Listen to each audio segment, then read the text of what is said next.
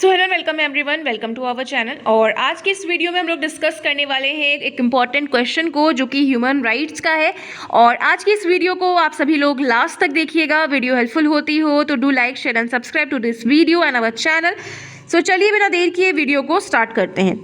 यहाँ पे हमसे क्वेश्चन पूछा जा रहा है कि how did Magna carta influence the universal declaration of human rights, यानी कि कैसे मैग्ना कार्टा हम लोगों को इन्फ्लुएंस करता है universal declaration of human rights के लिए। ठीक है, तो इसका अगर आपको क्वेश्चन एग्जामिनेशन में आता है तो आपको पैनिक नहीं करना है। इसका आंसर आपको एकदम आराम से लिखना है, बस आपको समझना है और आप अपना वर्ड्स लगा करके आराम से लिख दीजिएगा। ठीक है, चलिए बिना देर किए वीडियो को स्टार्ट करते हैं।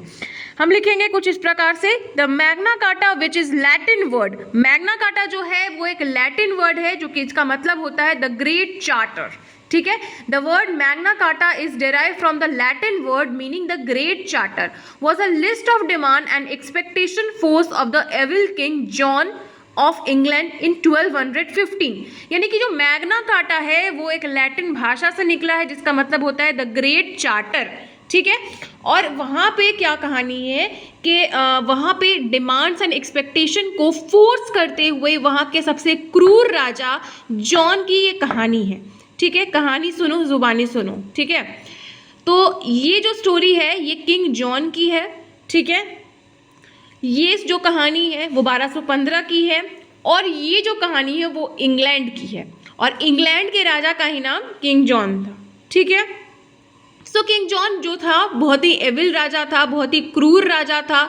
ठीक है, king John was so evil, he heavily taxed his people, arbitrarily took their possession and threw them into prison for the slightest reason. The Magna Carta, which is a Latin word meaning the Great Charter, was a list of demand and expectation forced on the evil king John of England in 1215.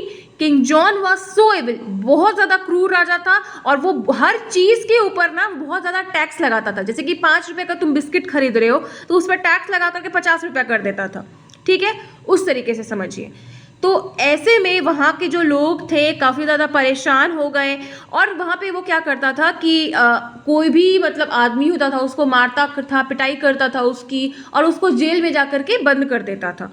तो वहाँ के जो लोग थे इन सारी चीज़ों को ऐसे काफ़ी ज़्यादा परेशान हो गए। ठीक है, by sealing the Magna Carta King John, हाँ, तो King John was agreeing to follow the laws of land. It gave the people a mechanism to limit the power of the king and assert their rights. तो क्या होता है कि वहाँ के जितने भी जो लोग होते हैं जाते हैं वहाँ और वहाँ जा करके राजा के सामने एक अपील करते हैं। अपील अब क्या करते हैं, तो वहाँ पे जा करके राजा के सामने अपील ये करते हैं कि आप राजा जी, आप मेरा बात सुनिए, आप यहाँ पे जो हमारा जो फालतू का जो टैक्स लेते हैं वो ऐसे टैक्स मत लीजिए और कॉमन काउंसिल के बिना आपको टैक्स नहीं लेना है। मतलब कि tax can not be impose without the common council, no imprisonment without the trail. यानी कि अगर हमारी कोई गलती नहीं है तो आप हमें जेल में नहीं डाल सकते हैं।